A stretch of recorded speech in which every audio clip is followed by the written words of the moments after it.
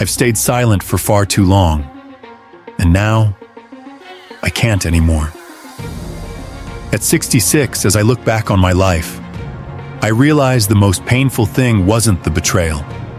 It was trusting someone so deeply that I lost myself in the process. Kenneth Branagh. Why, then my cousin, Margaret and Ursula are much deceived, for they did swear you did. They swore you're almost sick for me! Some marriages begin like a romantic film and end like a tragedy that even Hollywood dares not revisit. In 1989, Kenneth Branagh and I were hailed as the golden couple of British cinema. We were intelligent, talented, charming, seemingly inseparable. But behind that glamorous facade were long nights filled with tears, coldness, and a silence that slowly killed every ounce of faith. Can you believe that? What could have driven the woman who once wrote Sense and Sensibility to live her own private tragedy? Why did Kenneth Branagh, hailed as the reincarnation of Shakespeare, turn the woman he loved most into a casualty of his adulterous spotlight? And why was the man I loved the most also the cruelest one? The night Kenneth walked away, he didn't just take Emma's heart. He took with him a love born of secret flames. And now the truth leaves the audience stunned. This love was never a fairy tale. It was a battle marked by tears, resistance, heartbreak, and countless lonely nights. 5 tragedies, 5 untold truths I will finally share with the world. The only question is, do you have the courage to hear me through to the end? I met Kenneth Branagh in the fall of 1987 on the set of Fortunes of War in Greece. The sea breeze swept through the ancient walls, and he, with sparkling blue eyes and a voice that echoed like Shakespearean verse, walked in as if fate had already been written.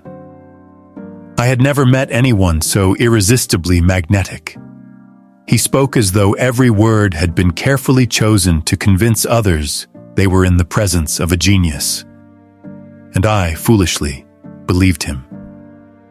We read lines together under the afternoon sun, laughed, talked about classic plays, and slowly, I felt my heart begin to beat in rhythm with the way he recited each line of poetry.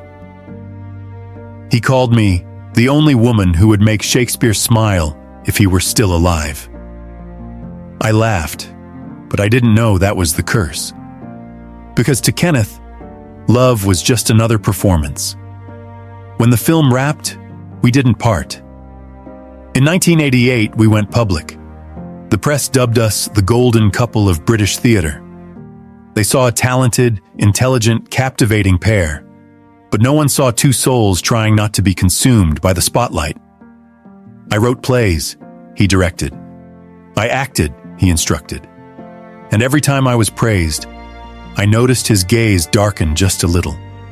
He wanted me to shine, but only within a range he could control. In 1989, we got married. I wore a simple white dress, nothing extravagant, with only a few close friends present. He read a poem by John Donne. Our souls are one, though bodies two. I believed that. I believed we would write the most beautiful pages in British cinema together. But on our wedding night, when I asked him if he was happy, Kenneth only smiled, eyes distant. I'm only happy when I'm working. I thought it was the sentiment of a devoted man. Now I know. It was the first sign of loneliness. When he directed Henry V in 1989, I sat front row at the premiere. As the lights hit the stage, he stood in the middle of the applause like waves crashing. I cried with pride, unaware that from that very moment, I had already lost him. I wasn't just his wife. I was the audience, and the stage was his true mistress. That night, after the celebration, I stepped onto the balcony of the Savoy Hotel. He came to stand beside me, still in his black tuxedo, holding a glass of champagne, eyes gazing over glittering London. I said, "I'm proud of you." He replied, "I haven't done enough." I asked, "What about me?" He looked at me for a long time, then said, "You're wonderful, but not enough for my ambition." That sentence fell like a shard of ice. I smiled, hiding my tears, because I understood. From that moment on, I would have to share him with the world, and the world always demands more than any one woman can give. I didn't know then, but our marriage had already begun to unravel. There were no arguments, no betrayals spoken aloud. Just each day, a little love taken away, replaced by fame, by the spotlight, and by an ever-growing silence. The years from 1987 to 1989 were the most beautiful and the most brutal, because they made me believe that love could survive under the glow of fame.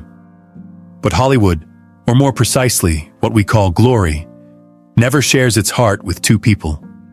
It chooses one, and that one wasn't me. In 1990, Kenneth and I moved into an apartment in Hampstead, North London.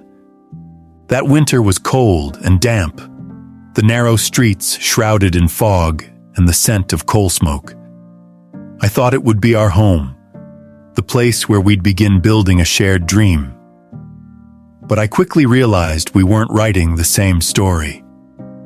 I was dreaming of a home, while he was writing about glory. From early morning, he was glued to scripts. He ate, slept, and breathed words.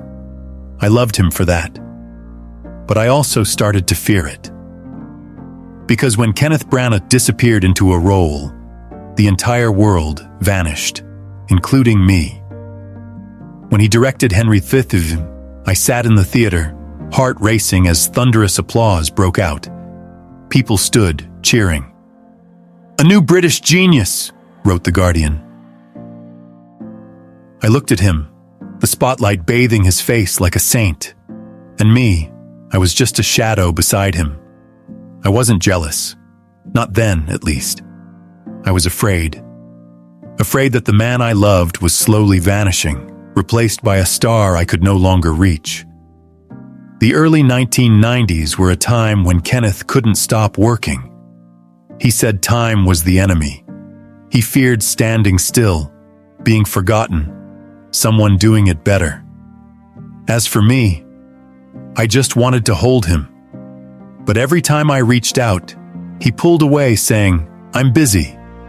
Busy with scripts, with filming, with press tours, with a dream that didn't include me. Each night, he came home well past midnight. The light from his office spilled into the hallway.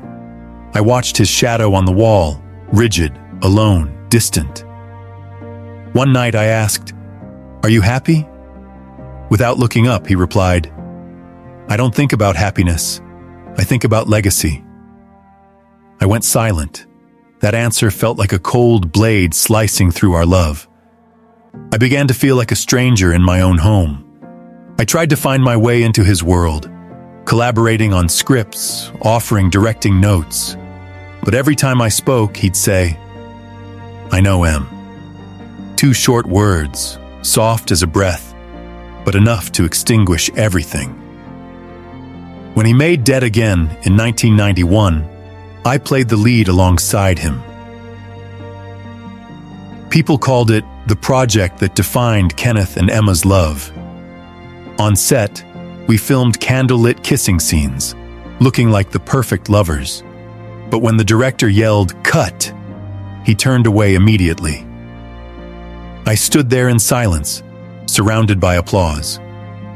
Only I knew we were the leads in a real-life tragedy. That night, he went back to the room without a word, leaving me in silence.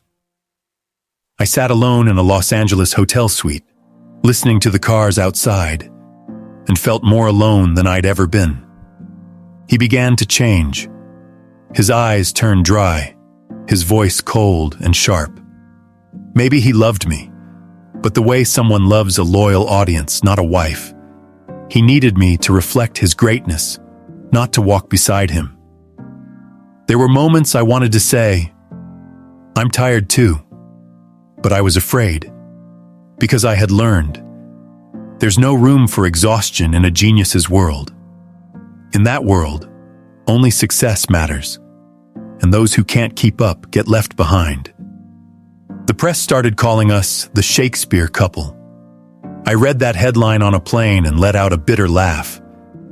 I wasn't Juliet. I was the audience in the dark, watching Romeo perform a love story with someone else. And the more praise Kenneth received, the farther he drifted from me.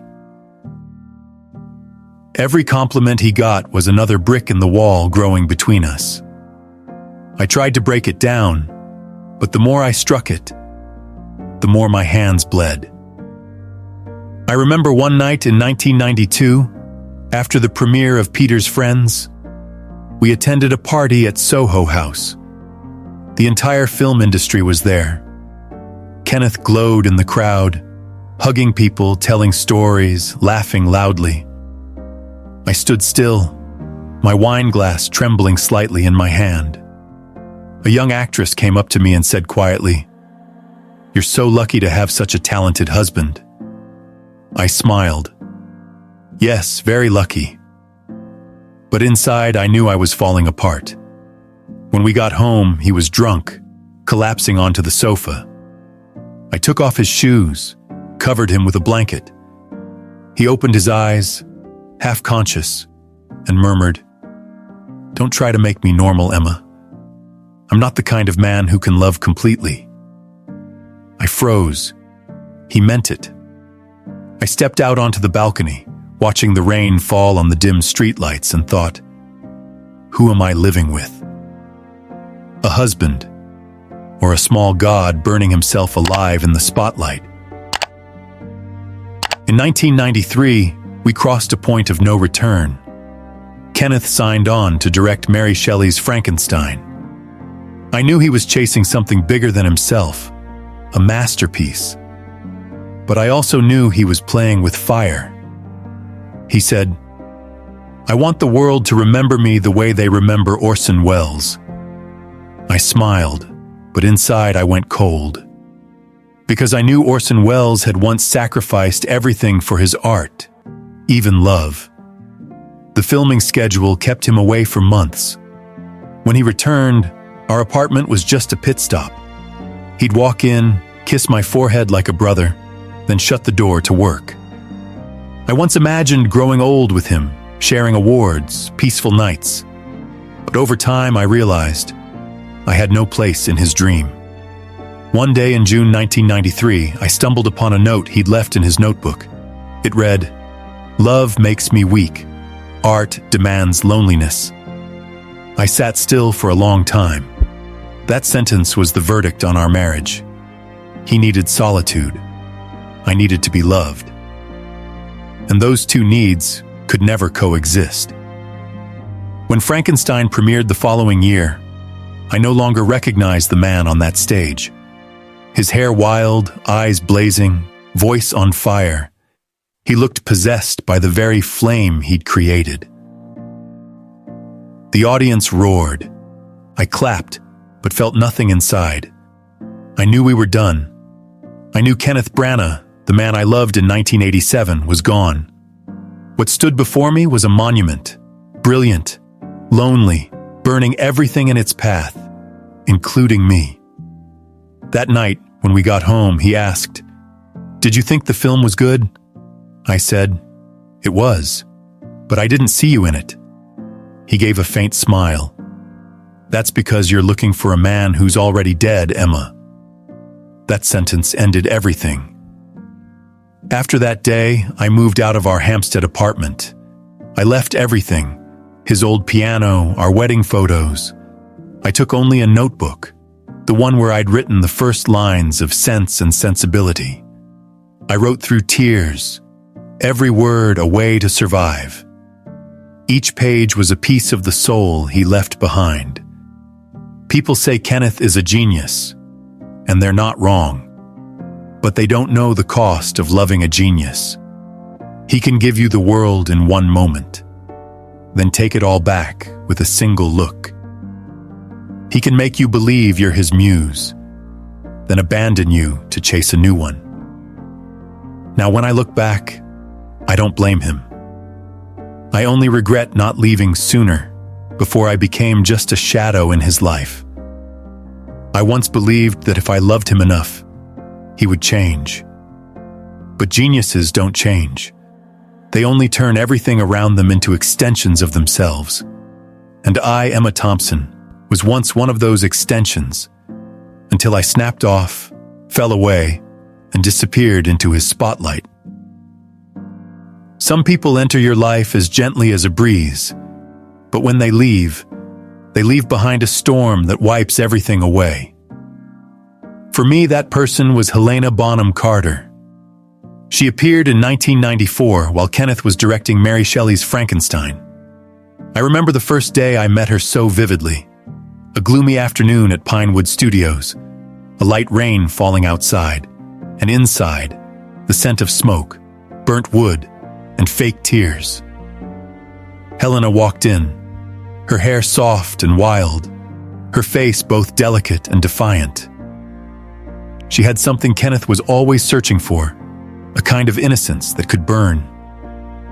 When he introduced us, "Helena, this is Emma, my wife." She smiled and shook my hand, her eyes clear and unbothered, as if she had no idea.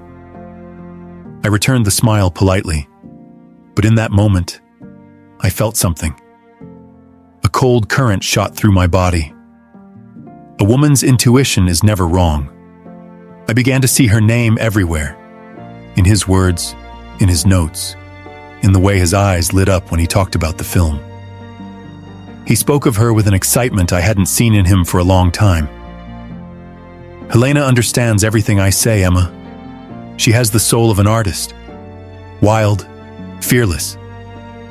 I smiled, but my heart sank. I understood he was talking about the kind of woman he once wanted me to be, but who I no longer was. One evening, Kenneth invited a few friends over for dinner. I made roast lamb, the candles flickered, red wine filled the glasses. When Helena walked in, the air in the room shifted. She wore a black velvet dress, her hair loose and effortless, a hint of jasmine trailing behind her. Kenneth looked at her longer than he needed to. As they talked, I sat there, listening to their laughter. A kind of laughter meant only for two people living in a world of their own. I stayed quiet, but inside I could feel pieces of my heart begin to crack. After the guests left, I asked, "You like her, don't you?" He was silent, then replied, "Helena is special." I nodded. I didn't cry. I just walked into the bathroom, locked the door, and looked in the mirror. My face was pale, my eyes swollen. I placed my hand over my chest, trying to breathe deeply, but my chest ached. For the first time in my life, I understood what it meant to feel the physical pain of a broken heart. In the weeks that followed, Kenneth came home less and less. He said he was busy shooting, editing, overwhelmed with work. I didn't ask. What was the point? I already knew the answer. One night I called the set. His assistant said, "Mr. Branagh is in the dressing room with Miss Bonham Carter." I simply said, "Thank you." Then I hung up. I sat down, my hands trembling, my heart hollow. I wanted to scream, to smash everything, but I couldn't. I was too exhausted from staying silent for too long. When the film premiered in late 1994, the rumors started. The Daily Mail published a photo of Kenneth and Helena leaving a theater in Notting Hill together. Flashbulbs lit up their radiant smiles. I stared at that photo on the newsroom table, gripping it so tightly the edges tore. I asked Kenneth, "Is there anything you want to tell me?" He only said, "You're imagining things." I didn't respond. But that night, he didn't come home. A month later, The Sun ran a headline. "Branagh's new muse, Helena takes Emma's crown." I didn't need to read the rest. That single line was enough to destroy me. I remember walking into the bathroom, turning on the faucet full blast to drown out the sound of my sobbing. Cold water filled the tub. I sat on the floor, trembling. I felt like I was drowning. I didn't want to die, but I didn't want to live like this either. All of London knew before I could even come to terms with it. Friends called, offering sympathy, asking how I was. I only said, "I'm fine." But no one is fine when they've been betrayed in front of the whole world. I left the house in the mornings, walking through Regent's Park, trying to find a reason to forgive. I thought, if he comes back, I'll accept it. I'll forgive everything. But he didn't come back. One night in February 1995, Kenneth returned after 3 weeks of silence. He knocked on the door, looking worn and exhausted. I opened it, looked at him for a long time, then asked, "Do you love her?" He said nothing. That silence was the answer. I nodded, turned away, tears falling. "I don't blame you," I whispered. "I just wish you'd told me sooner. I've been living in a lie for too long." He stepped forward, reaching out to me, but I backed away. "Don't," I said. "I don't want you to touch me with hands that have touched someone else." That night, he left. I stood at the window, watching his car disappear into the rain. I thought about everything we once had, the poetry readings, the tea in the mornings, the kisses in front of the camera. All of it vanished like smoke. I suddenly felt like a character in one of his tragedies, except I had no audience, no happy ending, only a cold reality. The next day, The Guardian published the headline, "Kenneth Branagh and Emma Thompson separate." The story ended with a single line, but for me it was the collapse of an entire world. I hid away in a small house in Westbourne Grove, locked the doors, saw no one. I ate dry bread, drank cold tea, and wrote. I wrote like someone possessed, as if stopping would kill me. I wrote sense and sensibility, line by line, breath by breath. I poured all my wounds into it. And when that film was born, it wasn't just a piece of work. It was what was left of my soul. I remember when the film won the Oscar, someone asked how I felt. I just smiled. I feel like I survived. They thought I was joking, but I wasn't. I had survived. Through pain, through betrayal, through watching the man I loved kiss someone else on screen and feeling nothing. I rose from the ashes, not for revenge, but to prove I still existed. Later, people said Kenneth and Helena didn't last. They broke up not long after going public. Some called it karma. I don't think so. I just felt sad. Because in some quiet corner of myself, I still saw Helena as I once was, a woman who believed she could love a fire without getting burned. But fire never belongs to anyone. I didn't see Kenneth again for many years, but once in 1998 at the BAFTA ceremony, I saw him in a hallway. He walked past me, then paused. His eyes softened. "You look well," he said. I nodded. "I've learned to breathe without your oxygen." He smiled faintly, but I saw something like regret in his eyes. I turned away before I could soften, because I knew forgiveness doesn't mean forgetting. Forgiveness is how you keep living, but the memory, it stays, like a scar that never heals. Sometimes, late at night, I still play Frankenstein.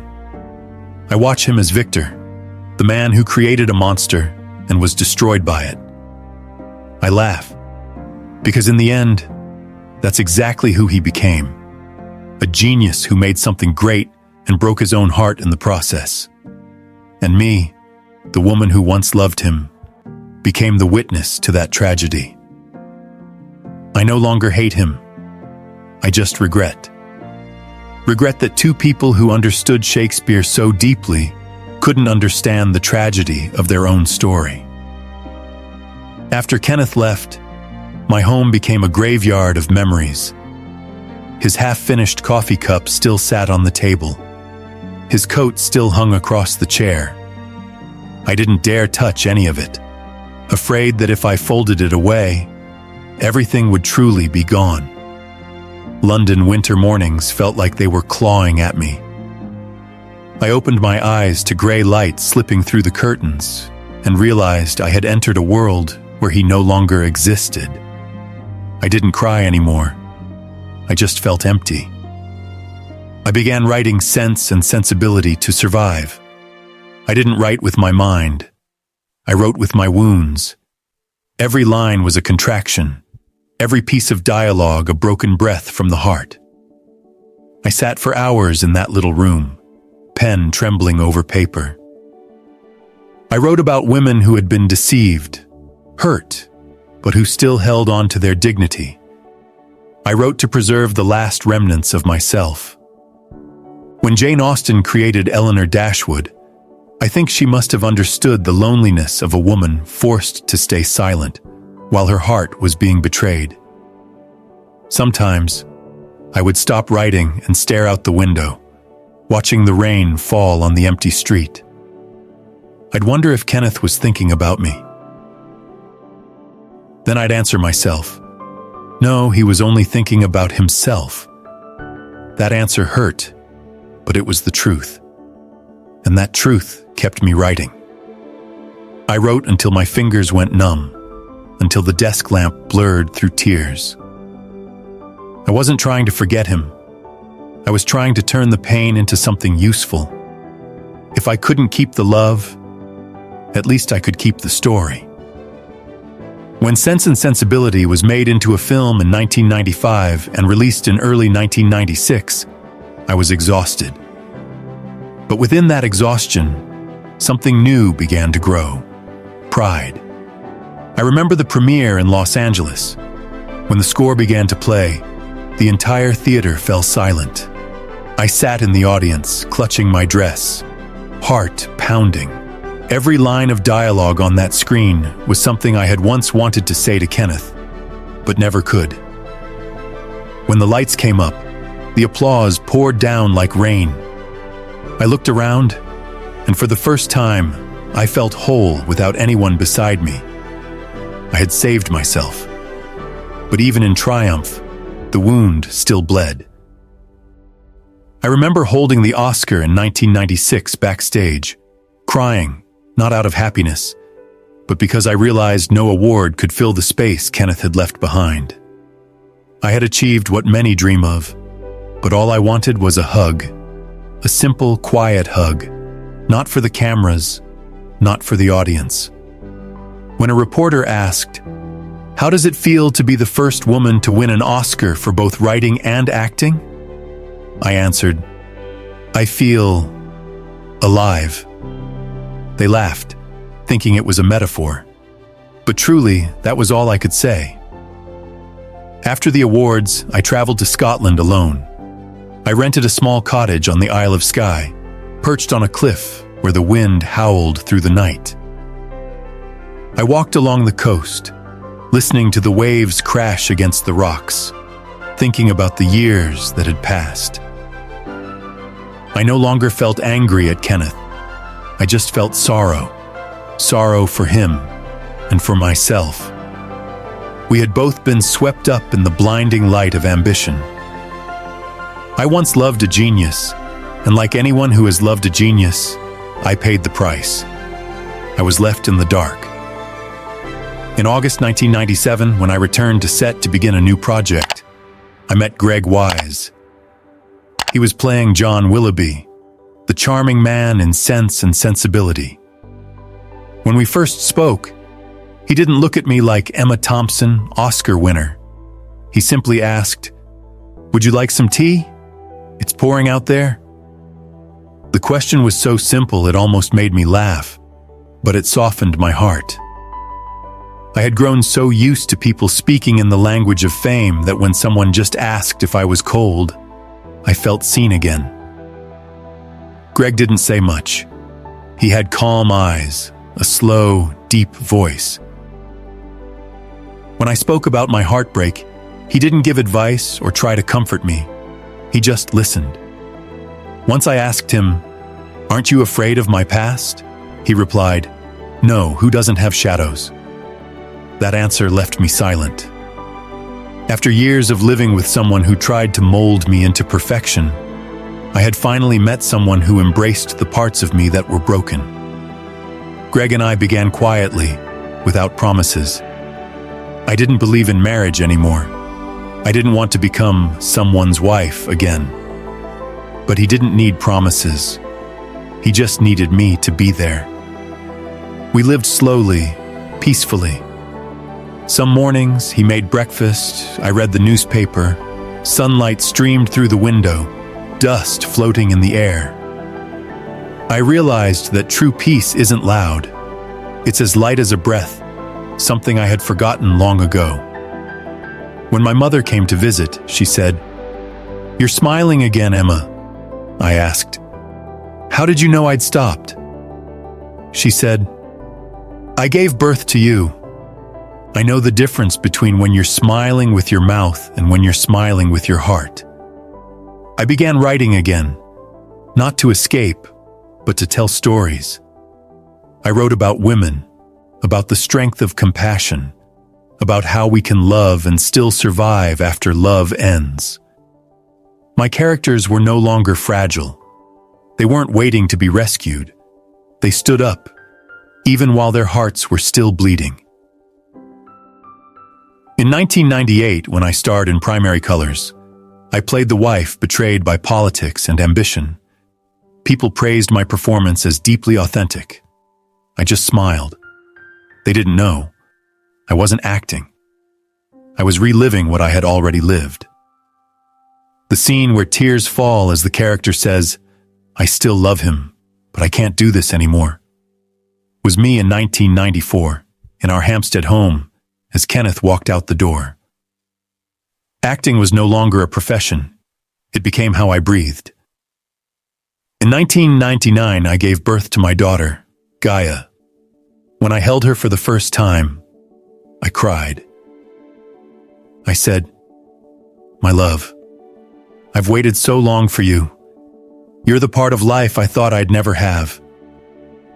Greg stood beside me, holding me close, and I knew every pain I had endured had led me to that moment. I once believed life had taken everything from me, but in truth, it was preparing me to understand what real happiness feels like. I remember once being asked, "If Kenneth apologized, would you take him back?" I laughed. "No, because I'm no longer in the place where he left me." Forgiveness isn't opening the door for someone to return. It's closing it so you can sleep peacefully. And for the first time in years, I slept peacefully. In 2001, Greg and I worked together on Wit, a film about a professor confronting death. In one scene, my character says, "To be fearless, you must first know fear." I remember shaking as I read that line, because I understood it more than anyone else could. I had known fear, fear of abandonment, fear of being forgotten, fear of not being loved.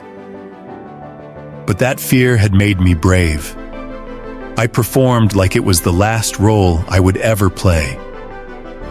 When the film premiered, people said, "Emma Thompson has changed," and they were right. I had changed. I was no longer the woman trembling in the shadow of Kenneth Branagh. I was the woman who had rewritten her own ending. I used to think life only gives you one chance to love, and when you lose it, everything fades like smoke. But it turns out, love isn't a blazing miracle. It's what quietly returns after the storm, just when you think your heart can't open again. For me, that person was Greg, a man who didn't come to replace, but to heal. In the early 2000s, I almost entirely stepped away from the spotlight. I chose smaller roles, scripts that breathed real life. I was tired of fame. I wanted to live, not perform. Each morning, Greg made coffee, and my daughter Gaia ran through the house. The kitchen always smelled of fresh-baked scones and laughter. I realized that true happiness isn't loud like applause. It's simply waking up and seeing the one you love still there, still breathing, still smiling, still waiting for you to say, "Good morning."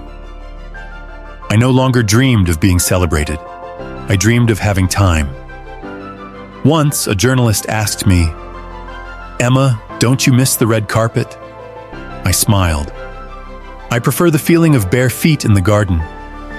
They were surprised, but it was true. After everything I had been through, I didn't need the spotlight anymore. I just needed a place dark enough to see myself clearly.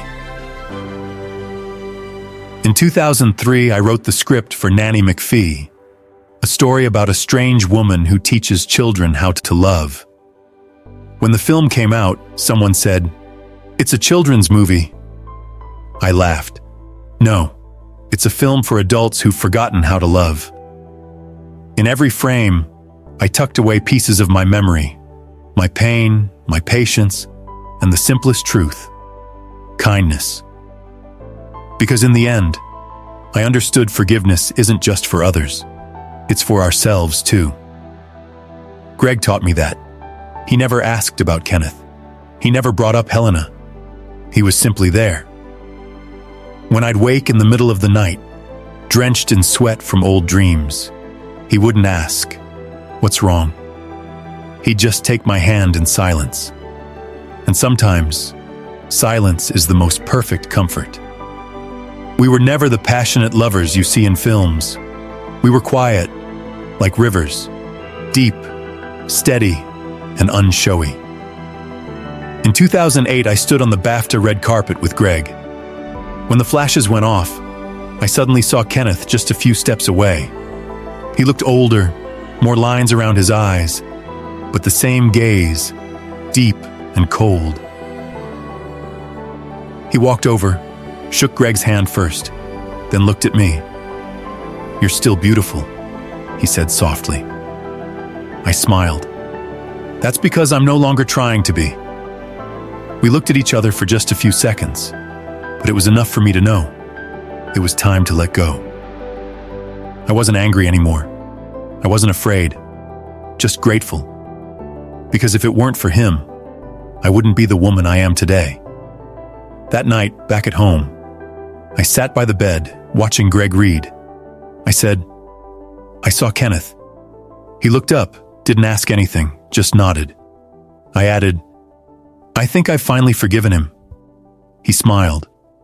I know, because when you forgive, you start smiling for real again. In the 2010s, I returned to film in a different way. No more roles as the heartbroken wife. No more heavy tragedies.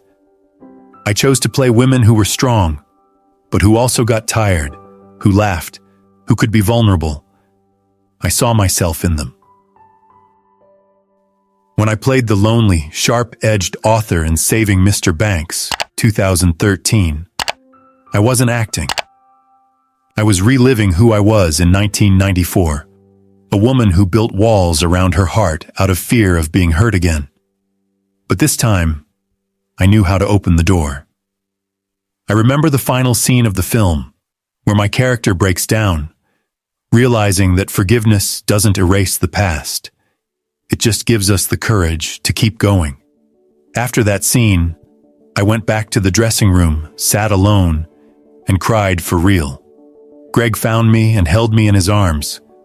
I said, "I'm still as fragile as ever." He replied, "No, you're just strong enough now to be honest." The older I get, the more I understand that love isn't something to hold on to. It's something to share.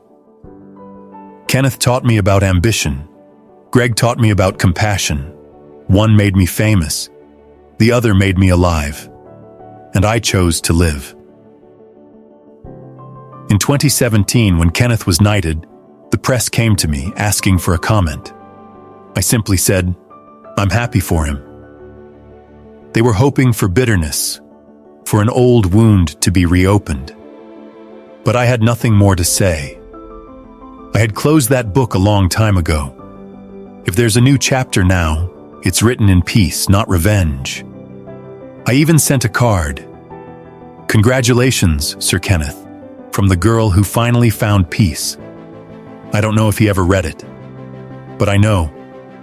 I gave my story its own quiet, beautiful ending. In the years since, I've spent more time in nature. I garden, I teach Gaia how to cook. I write a few lines each day. I've learned to listen to silence. I watch myself age in the mirror, but I'm not afraid. I used to live through years where every wrinkle was a scar from suffering. Now they're just memories. When a journalist asked, "What makes you happiest at this age?" I answered, "Waking up in the morning and hearing the person I love still breathing beside me." In 2019, I returned to the stage, not for recognition, but because I missed telling stories with my heart. As I stepped out and the spotlight found me, I didn't tremble.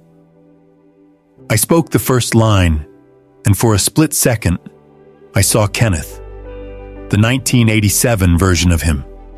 That gaze, that smile. But this time it didn't hurt. I simply bowed to the past and looked toward the audience, where Greg and our daughter were sitting in the front row. I saw them smiling, and I knew I was home. That night, as the curtain closed, I stood backstage and took a deep breath. I heard the applause, not thunderous, but soft, warm. I whispered, "Thank you, life. Thank you for letting me love, break, fall, and love again." Now as I write these words, I'm no longer the woman who was betrayed. I am the woman who found the light after the wreckage. I understand now that forgiveness doesn't change the past, but it frees us from it. Kenneth was the storm. Greg is the sun after the storm. And I am simply the woman who learned to walk through both, to find a sky of her own. My life used to be a series of roles. The lover, the wife, the betrayed, the survivor. But now, at 66, I just want to be myself. A woman who has walked through fire and finally learned how to emerge without carrying the ashes. I'm no longer afraid of my memories. I smile when I look back, because I know that every crack in the heart is where the light gets in. If you're hearing me now, I want you to know this. Don't let anyone convince you that being hurt is the end of your story. It's only the beginning of a rebirth. Forgiveness isn't forgetting. It's choosing to stop letting the past control the present. And real love doesn't set you ablaze. It keeps you warm through the longest winter. I am Emma Thompson. I have loved, I have shattered, I have forgiven, and I still believe in goodness. What about you?